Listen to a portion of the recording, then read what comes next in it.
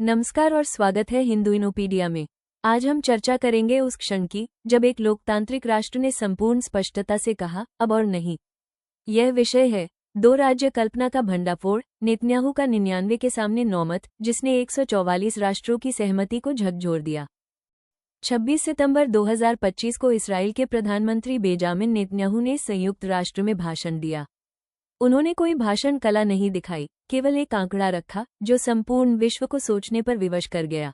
हमारे 120 प्रतिनिधियों में से 99 ने विरोध किया, केवल 9 ने समर्थन। ये लोकतंत्र की 90% से अधिक इच्छा थी, तथाकथित दो राज्य समाधान के विरुद्ध। जब 144 राष्ट्र संयुक्त राष्ट्र में इसके पक्ष में थे, तब इसराइल की जनता की प्रतिनिधि सभा ने लगभग सर्वसम्मति से इसे अस्वीकार कर दिया। प्रश्न यही है, वास्तविकता से कौन दूर है, इसराइल या तथाकथित विश्व समाज? नेतन्याहू ने आगे कहा, 7 अक्टूबर के बाद यरूशलेम से 1 मील दूरी पर एक फिलिस्तीनी राज्य बनाना वैसा ही है जैसे 11 सितंबर के बाद न्यूयॉर्क से 1 मील दूर अल कायदा को राज्य देना।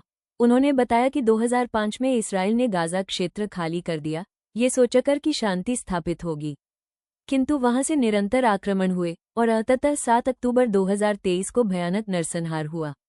फिर भी अनेक पाश्चात्य राष्ट्रों ने उसी समय फिलिस्तीनी राज्य को मान्यता दे दी। एक तथ्य जो प्रायः छिपाया जाता है, लगभग 90% फिलिस्तीनियों ने 7 अक्टूबर के हमले का समर्थन किया। ये केवल कुछ उग्र समूहों का मामला नहीं है, यह एक मानसिकता का दर्पण है।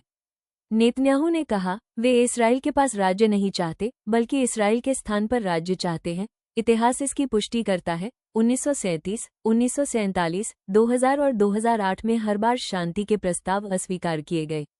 हर बार यही परिणाम। नेतन्याहू ने तथाकथित मध्यम मार्गी फिलिस्तीनी प्रशासन का भी भ्रम तोड़ा। ये प्रशासन उन लोगों को धन देता है जो यहूदियों की हत्या करते हैं और विद्यालयों का नाम उन्हीं के नाम पर रखता है। उनके पाठ्य पुस्तकें भी वैमनस्य सिखाती हैं।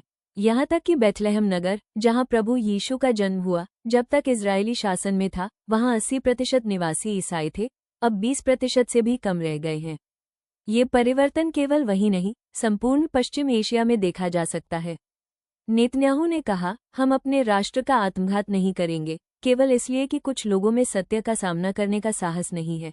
उन्होंने एक प्रश्न उठाया, यदि 7 अक्टूबर जैसा आक्रमण अमेरिका पर होता, जिसमें 40,000 नागरिक मारे जाते, तो क्या अमेरिका उस आक्रांता को अपने द्वार पर राज्य देता? उत्तर स्पष्ट है, नहीं। तो फिर इसराइल से यह अपेक्षा क्यों? 99 के सामने 9 का मत केवल एक आंकड़ा नहीं है, यह एक राष्ट्र की सामूहिक चेतना का उद्घोष है।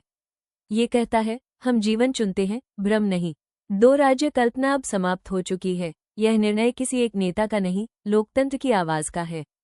यदि यह विवेचन आपको विचारोत्तेजक लगा, तो हमारे चैनल को पसंद करें, साझा करें और सदस्य बनें।